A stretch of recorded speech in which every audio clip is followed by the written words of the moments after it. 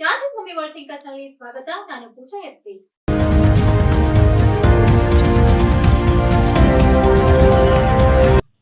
ಭಾರತ ದೇಶದ ರಕ್ಷಣೆಗಾಗಿ ಕಾರ್ಗಿಲ್ ಯುದ್ಧದಲ್ಲಿ ಅಮರ ಹುತಾತ್ಮರಾಗಿರ್ತಕ್ಕಂತಹ ಕ್ಯಾಪ್ಟನ್ ವಿಜಯಂತ್ ಥಪ್ಪರ್ ಅವರ ಕುರಿತು ಅವರ ತಾಯಿ ತಂದೆ ಬೀದರ್ ನಗರಕ್ಕೆ ಆಗಮಿಸಿದ್ದುಂಟು.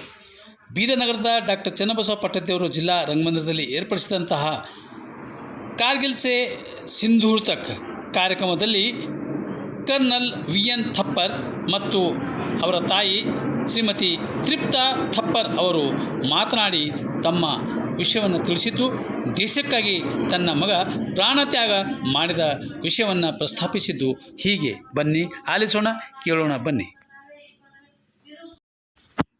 कारगिल से सिंधु तक कार्यक्रम बीदर के डॉक्टर चन्नबसव पट्टदेवरू जिला रंग मंदिर में कार्यक्रम में उनके पिताजी कर्नल वी.एन. थप्पर और उनके माताजी तृप्ता थप्पर अपने विचार ऐसे व्यक्त किए गए हैं. आइए सुनिए कारगिल से सिंधु तक बीदर में हुआ कार्यक्रम में.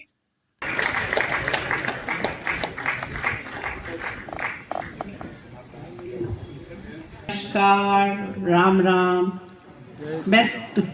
मैं तृप्ता थापर, अभी तक आप जान ही गए होंगे, विजयन थापर की मदर. अब मुझे भी लग रहा है कि अभी आप लोग you are all fed up, isn't it? या you are all fed up.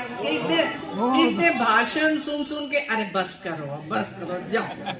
So but anyways, मैं थोड़ा सा, जैसे कर्नल थापर ने भी काफ़ी बोला था, बट डजंट मैटर. तो मैं सिर्फ विजयंत का, जिसको हम प्यार से रॉबिन बोलते थे, तो उसके लेटर के बारे में बताऊंगी और उसने ये लेटर कब लिखा. फर्स्ट अटैक, जो अभी आपने पिक्चर भी देखा, टोलोलिंग. सो फर्स्ट अटैक उसने टोलोलिंग पे किया था, जो इंडियन आर्मी की फर्स्ट विक्ट्री थी. सबसे पहली विजय कारगिल की जो थी वो कैप्चर ऑफ टोलोलिंग था, जिसमें उसने भाग लिया. और जिस बंकर को, इम्पोर्टेंट बंकर को उसने ख़त्म किया, उसका नाम रखा गया बर्बाद बंकर. वो हमेशा आप पिक्चर में भी कभी भी देखेंगे, जब when you see all the pictures ये कारगिल से दिखाएंगे, तो उसमें बर्बाद बंकर आपको बिल्कुल उसमें लिखा हुआ मिलेगा, बर्बाद bunker. So that was his first victory. He took part. और फिर और बाकी हमारा कम्युनिकेशन कुछ नहीं होता था. There was nothing. वो 2 महीने के बाद उसकी मेरे को 12 जून 1999 को टोलोलिंग कैप्चर किया, और 14 जून को उसको मेरे को फ़ोन आया कारगिल से, और उसने पूछा कि मामा आपको पता चला है हमने ये टोलोलिंग जीत लिया. सो मैंने कहा हाँ, मैंने कहा तुम्हारा मैंने नाम भी पढ़ लिया न्यूज़पेपर में, और तुम्हारे बारे में काफ़ी अच्छा लिखा था. सो देन ही सेज के अच्छा जो है अभी मैं आपको 20 डेज़ के बाद कॉल करूँगा.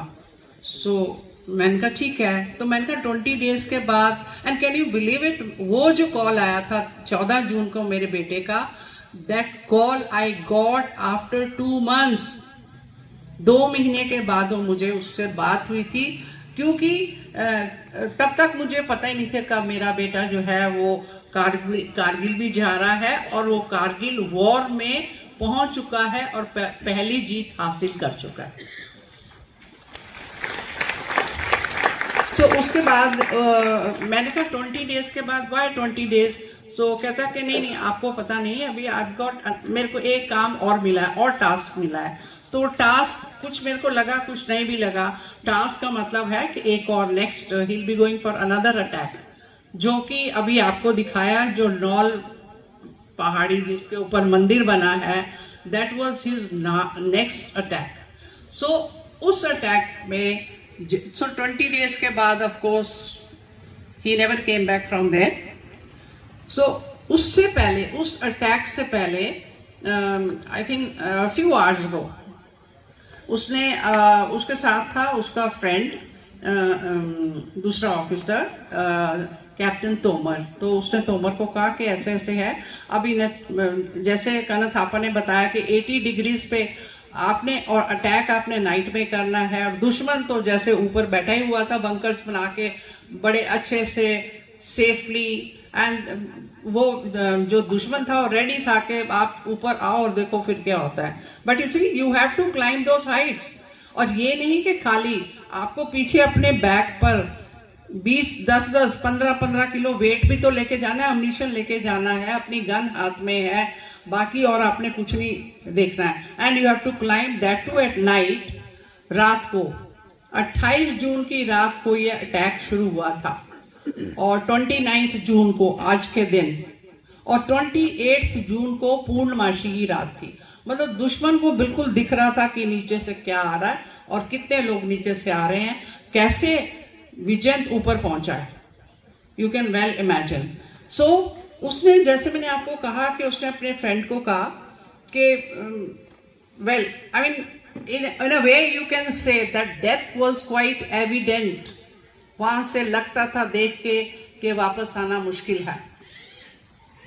सो उसने वहां पर एक लेटर लिखा और अपने फ्रेंड को बोला कि ऐसे है कि अगर वापस आ गए तो ठीक है ना, फाड़ देंगे। उसमें यह है, फाड़ देंगे लेटर को, लेकिन अगर मैं वापस नहीं आया तो ये जो मेरा लेटर है इसको तुम जाकर मेरे पेरेंट्स को नोएडा में दे देना।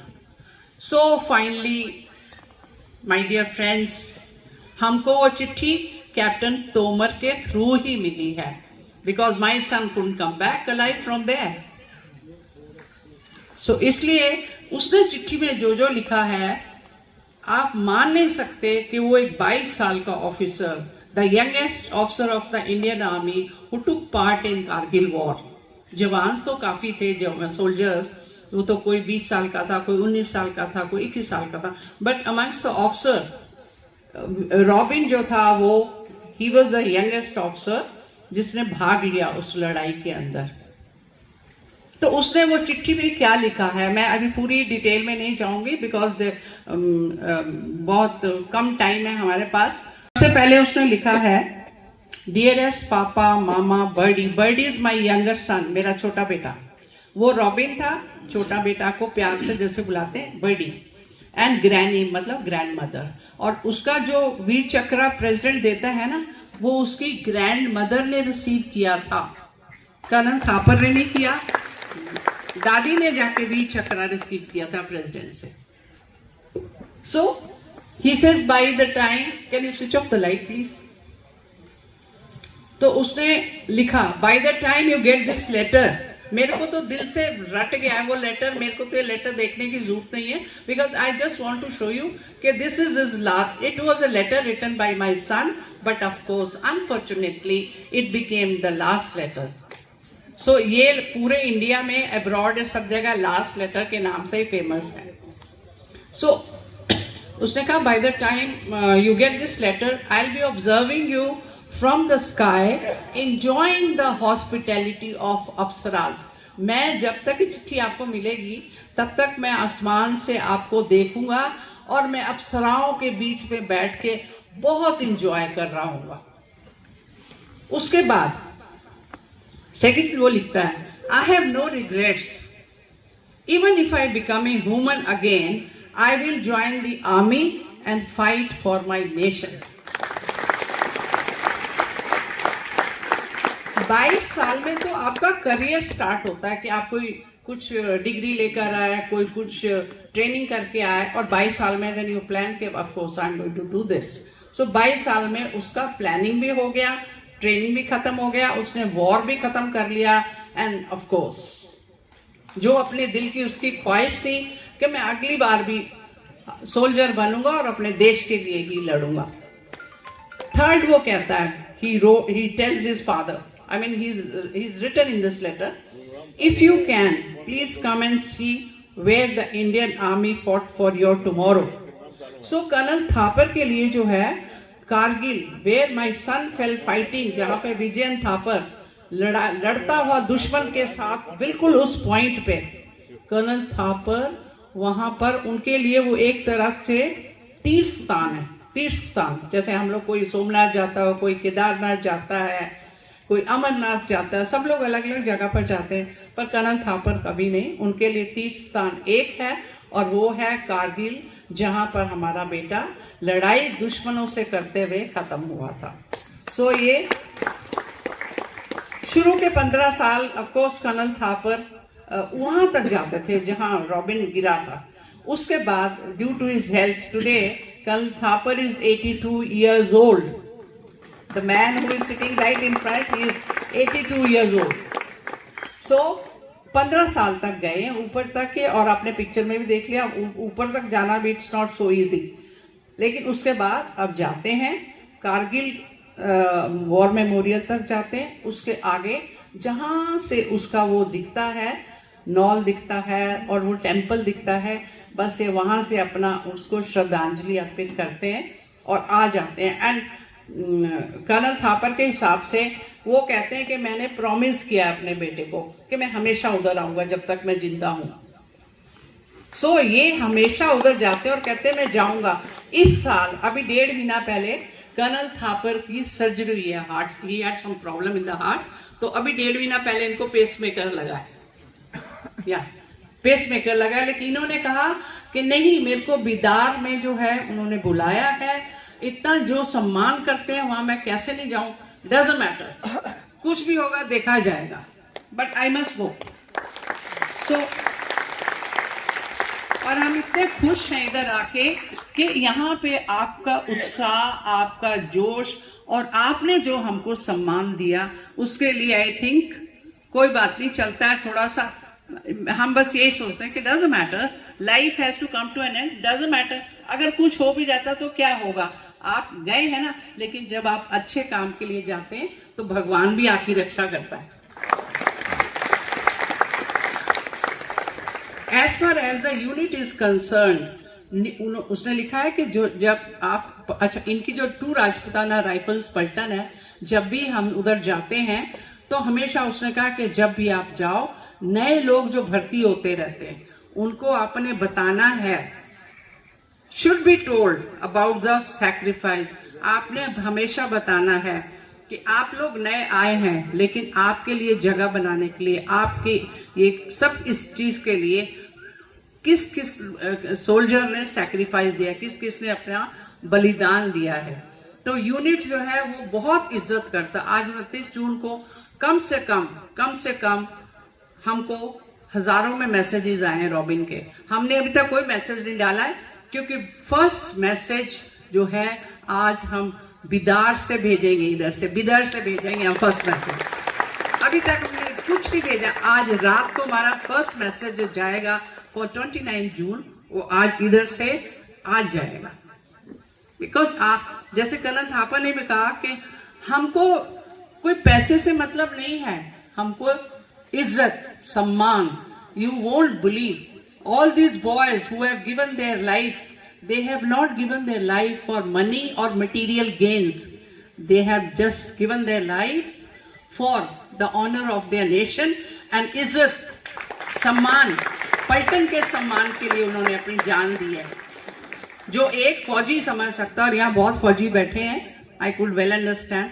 ये जो है बैठे हैं सामने, जो वुंडेड सोल्जर्स भी को भी अभी सम्मानित किया है, और जो ये माताएं हैं और उनकी ये वीर नारीज भी बैठी हैं जिनके हस्बैंड गए हैं, बेटे गए हैं, सब वो सब समझते हैं कि जहाँ फर्स्ट टाइम जब विजयंत गया था ग्वालियर से पलटन से, वो कुपवाड़ा गए थे पहले. उसकी जो 2 राजपुताना राइफल्स जो उसकी पलटन थी वो कुपवाड़ा गई थी, और कुपवाड़ा में उनको एक स्कूल मिला था जहाँ पे वो बटालियन उनकी 2 राजपुताना रह रही थी.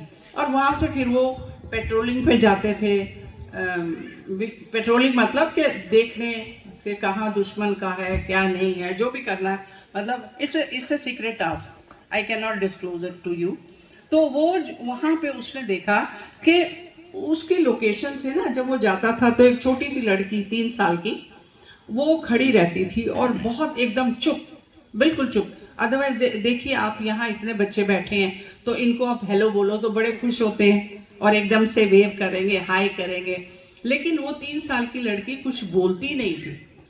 तो उसने साथ में किसी को पूछा कि ये बच्चा जो यहाँ है, ये हमें जाता हूँ आता हूँ, इसको हेलो करता हूँ, जवाब नहीं देती. उन्होंने कहा इसके साथ, इसका नाम है रुखसाना, और इसके साथ लास्ट ईयर इसके फादर को टेररिस्ट ने घर में जाके इसके सामने जो है गोलियों से छलनी किया था। तो इसने जब अपने फादर को देखा, इसके सामने इसके फादर को मारा गया, उस दिन से इस छोटी बच्ची का बोलना बंद हो गया। ना वो बोलती है, वो बोल ही नहीं सकती है, उसकी आवाज ही नहीं निकलती है। तो विजयन को पता जब ये चला, फिर उसने धीरे धीरे करके, जब भी वो उसके पास थोड़ा सा टाइम बचता था, 1 दिन 2 दिन ऐसे धीरे धीरे करके वो गया और हमेशा उसका थोड़ा ध्यान रखा, थोड़ा उससे खेला, थोड़ा उसको कोई चीज़, बच्चों को चॉकलेट दे दो, कुछ दे दो तो खुश हो जाते हैं ना। वो बैठा हुआ है एक नीचे। ऐसे करके उसने रुखसाना को थोड़ा थोड़ा कुछ देना, प्यार करना।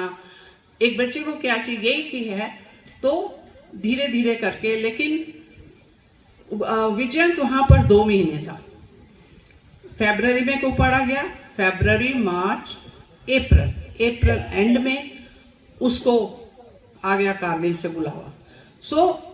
अप्रैल के एंड में जो है वो, जब विजयंत कारगिल जाने लगा, तब तक रुखसाना ने बोलना शुरू कर दिया था।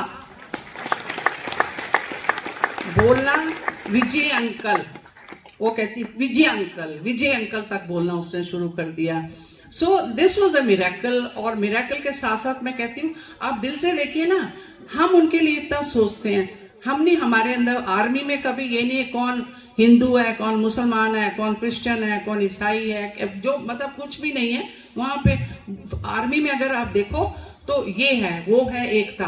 तो बाहर ये चीज क्यों होनी चाहिए, आप देखिए। तो रुखसाना जो है, आज रुखसाना आप हिसाब लगा सकते हैं 25 साल के बाद कितनी हुई, 28 ईयर्स ओल्ड। लास्ट ईयर मैं और कर्नल थापर, उन्होंने बोला कि कर्नल थापर जब भी जाते थे, हर साल जाते थे कारगिल से जब वो वापस आते थे तो वो कुपवाड़ा जाते थे हर साल। मैं हर साल नहीं जाती थी। तो वो कुपवाड़ा आएंगे, कुपवाड़ा में आकर रुखसाना को मिलते थे और रुखसाना को जो भी चाहिए था, जो भी उसका दिल करता था, उसकी रिक्वायरमेंट होती थी, उसको कंप्यूटर चाहिए, उसको स्मार्टफोन चाहिए, जो भी उसको चाहिए था, whatever help we could do, वो हमने कर्नल थापर हमेशा करते थे। और लास्ट ईयर 28 ईयर्स में रुखसाना की शादी हो गई। तो हम जो है उसकी शादी में नहीं हम गए, लेकिन शादी से 15 दिन पहले मैं और कर्नल थापर गए, एंड जो भी हम कर सकते थे उसकी शादी के लिए वो हमने किया। और इसके बाद हमको थोड़ा सा लगता है कि आई थिंक हमने अपना प्रॉमिस 25-26 साल तक पूरा किया है। और आगे बस हम यही चाहते हैं कि अब रुखसाना अच्छी रहे।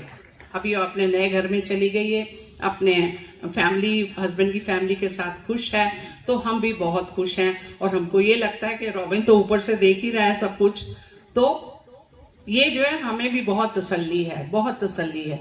और हम इसलिए बहुत खुश हैं कि देखिए 21-22 साल का बच्चा ये सोचता है कि मुझे इस बच्चे की हेल्प करनी है, और कैसे उसने उसके लिए एफर्ट किया। तो किसी भी काम को करने के लिए एफर्ट तो करना पड़ता है। आज मैं देख रही हूँ ये फंक्शन इतना जो सक्सेसफुल आपका हुआ है, इतने लोग आए हैं, तो इनके अंदर फीलिंग को किसने जगाया है, जो अपनी भारतीय इतिहास संकलन समिति है, उनका एफर्ट देख के I am really so happy. एक कल मैंने देखा जैसे हम आए हैं, हमने मॉर्निंग में हैदराबाद का फ्लाइट लिया, गॉट डाउन एट हैदराबाद, वहाँ से हम फिर इधर आए हैं, शाम को हम 5 बजे इधर पहुँचे थे। तो 5 बजे ये सब लोग हमारा वेलकम करने के लिए वहाँ होटल में खड़े थे। So we are really honoured, we feel so honoured कि चलिए आप लोगों के अंदर भी वो फीलिंग है, तभी तो आप इधर आए हो, या अदरवाइज कौन भाषण सुनने आता है, कोई नहीं आता। सो इसलिए क्योंकि आपको यू ऑल्सो फील कि नहीं। सो ये फीलिंग जो है, ये पूरे इंडिया में ये फीलिंग होनी चाहिए कि आप देश के लिए तो कुछ करो, देश के लिए। और फिर उसके बाद तो लिखता है कि okay then bye bye, all the best to everyone and live life king size.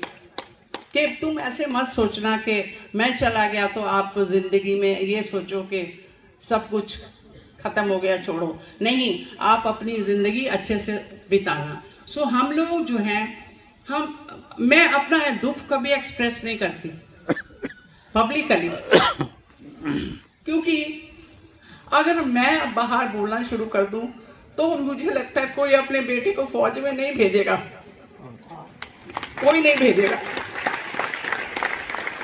लेकिन एक चीज तो है ना कि अगर हम नहीं भेजेंगे तो फिर हमारा देश कैसे सुरक्षित रहेगा, इसलिए भेजना पड़ेगा।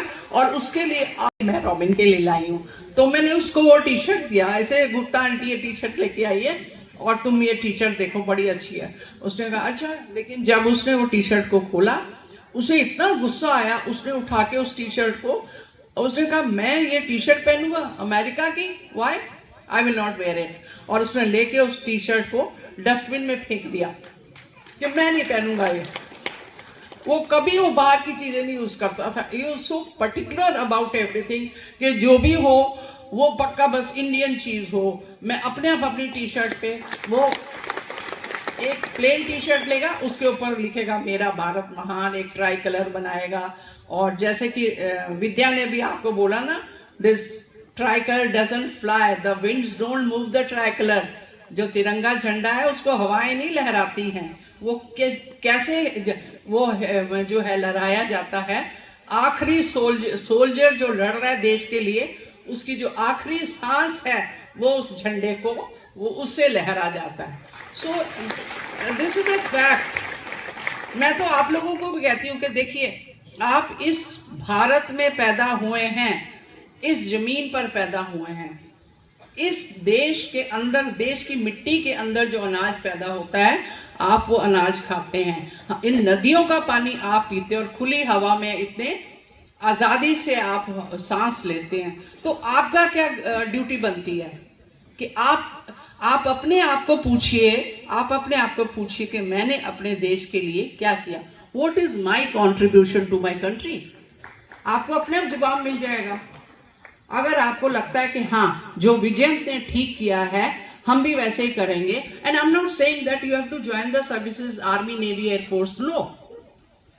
आप कुछ भी करें, आप कुछ भी करें, किसी भी फील्ड में जाएं, आप आईएएस बने, आप कुछ भी बने, डॉक्टर बने, इंजीनियर बने, जो मर्जी बने, लेकिन what ever you do just always think about your country कि नहीं, मैं अपने देश के लिए कोई खराब काम नहीं करूंगा, चाहे कुछ भी हो जाए। अपने देश के विरोध में कभी कुछ नहीं बोलूंगा। And for me it will be India first always and every time.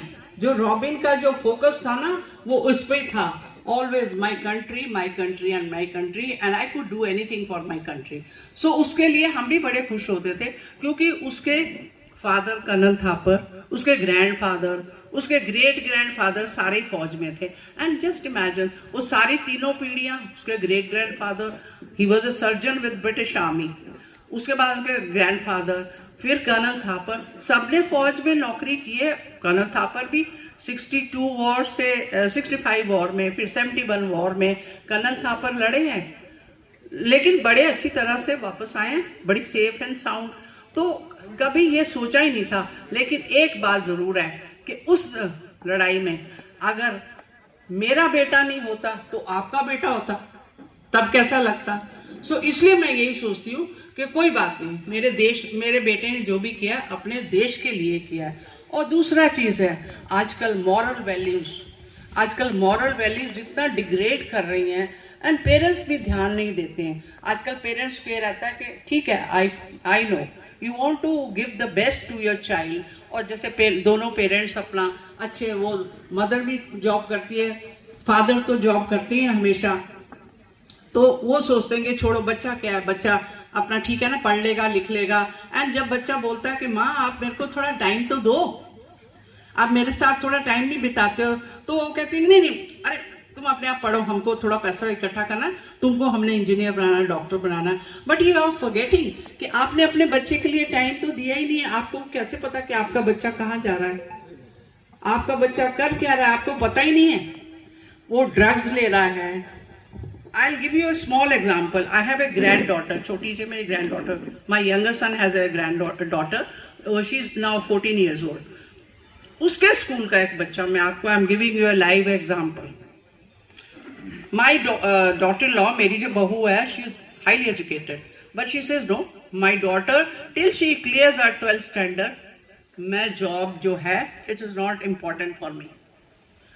तो उसी के साथ एक और बच्चा है जो मैं आपको बताऊंगी कि दोनों पेरेंट्स काम करते हैं, end of course people those who have got enough money, वो कहते हैं अरे क्या दो दो सर्वेंट घर में रखो, क्या फ़र्क पड़ता है.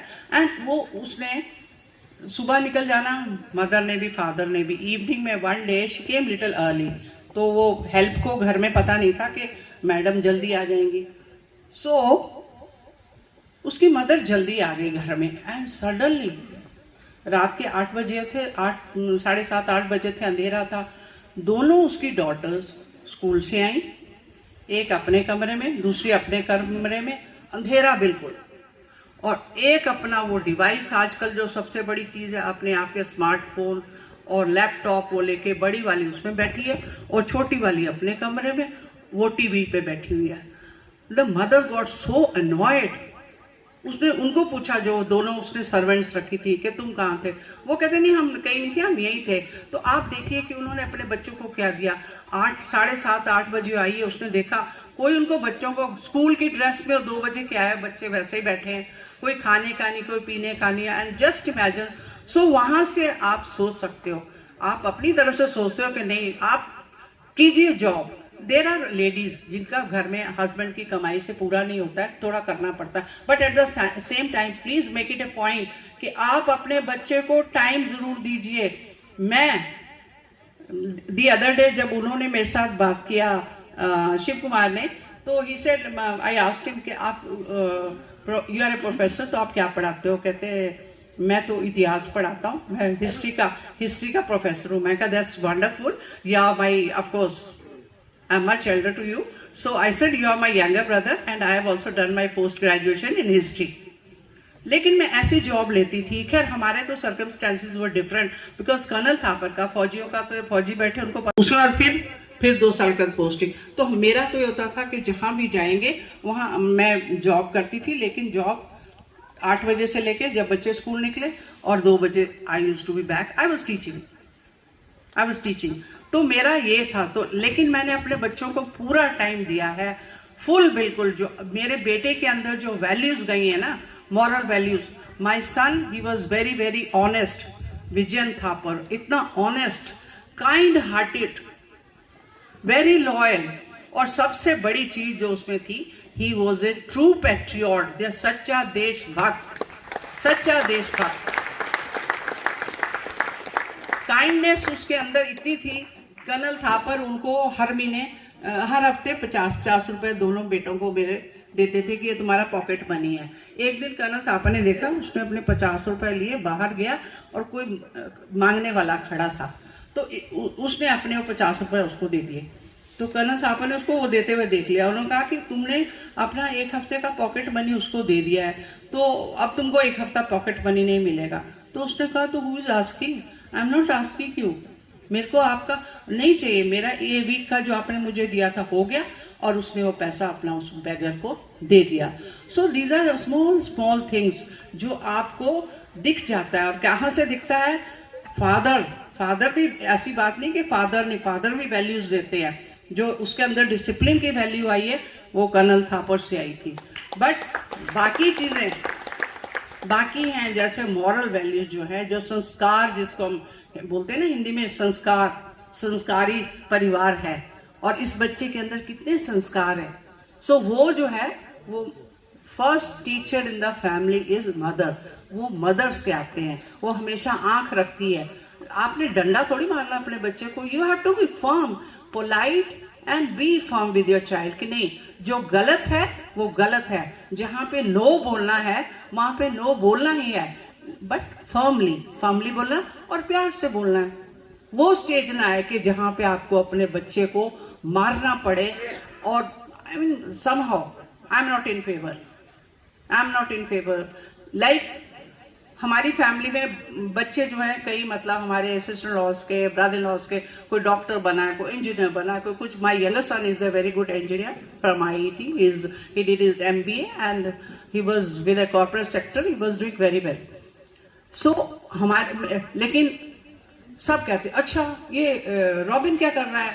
तो हमने कहा रॉबिन का, वो हमेशा कहता था my focus is I will be joining the services. तो कर्नल थापर थोड़े से स्ट्रिक्टली उसको बोलते थे कि क्या तुम you talk about I will be joining the services, लेकिन तुम पढ़ाई तो ज़्यादा करता नहीं है. तो ही सेड आपको कैसे पता कि मैं पढ़ाई नहीं करता हूँ, आपने मेरे को पढ़ाई करते देखा है. जो मेरा एम है वो मैं अचीव करूँगा. और you won't believe, he did his BCom from Khalsa college Delhi. जब वो फाइनल ईयर में था तब वो अपीयर हुआ इंडियन मिलिट्री एकेडमी के लिए. और उसने अभी उसका फाइनल ईयर का रिजल्ट भी नहीं आया था and Vijayant was through for IMA, Indian Military Academy. At the age of 19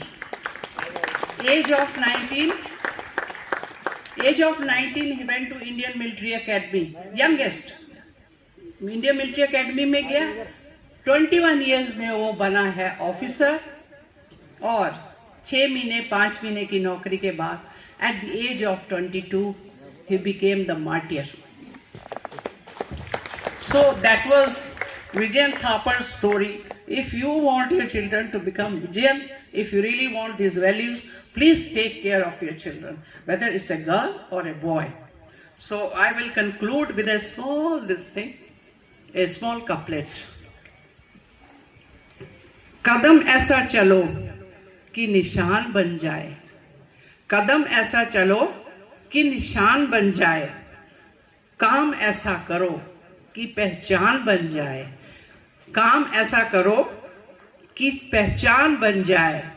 यहाँ जिंदगी तो सभी जी लेते हैं, यहाँ जिंदगी तो सभी जी लेते हैं, मगर जिंदगी ऐसी जियो कि सबके लिए मिसाल बन जाए, सबके लिए मिसाल बन जाए. थैंक यू एंड जय हिंद.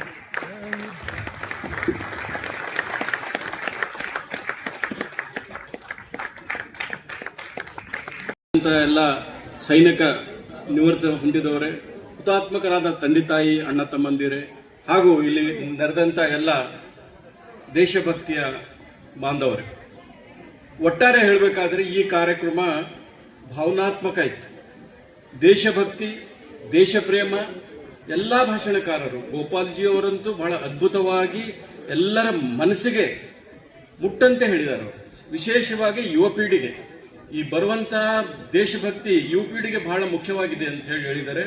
ಅದೇ ರೀತಿ ತಾಪರ್ ಅವರು, ತಾಪರ್ ಅವರ ತಾಯಿ ಎಷ್ಟು ಒಳ್ಳೆ ರೀತಿಯಿಂದ ಅವರು ಮಕ್ಕಳಿಗೆ ಯಾವ ರೀತಿಯಿಂದ ಬೆಳೆಸಬೇಕು, ದೇಶ ಪ್ರೇಮಿ ಯಾವ ರೀತಿಯಿಂದ ಹೇಳ್ಬೇಕಂತ ಹೇಳ್ಕೊಟ್ಟಿದ್ದಾರೆ. ಹೆಚ್ಚು ಸಮಯ ತಗೊಳ್ಳಾರದೆ ಎಲ್ಲರಿಗೂ ವಂದನೆ ಹೇಳಿ ನಾನು ಎರಡು ಮಾತು ಮುಗಿಸ್ತೀನಿ. ಒಂದೊಂದು ವಿಷಯ ಹೇಳಬೇಕಾದ್ರೆ, ಥಾಪರ್ ಅವ್ರಿಗೆ ಹೇಳಬೇಕಾದ್ರೆ, sir the patience of the audience, Thapar sir, the patience of the audience clearly shows the integrity, love and affection towards the nation.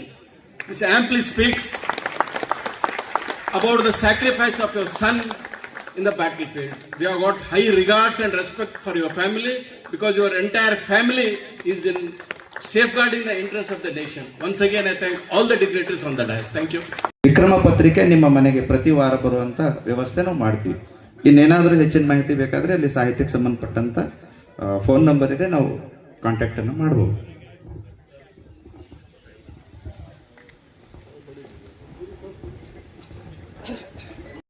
ವಾರ್ತಾ ಸಂಚಿಕೆ ಇಲ್ಲಿಗೆ ಮುಕ್ತಾಯವಾಗುತ್ತದೆ. ನಾಳೆ ಮತ್ತೆ ಭೇಟಿಯಾಗೋಣ ಇನ್ನಷ್ಟು ಹೊಸ ವಿಷಯಗಳೊಂದಿಗೆ. ನಾನು ಪೂಜಾ, ವಂದನೆಗಳು.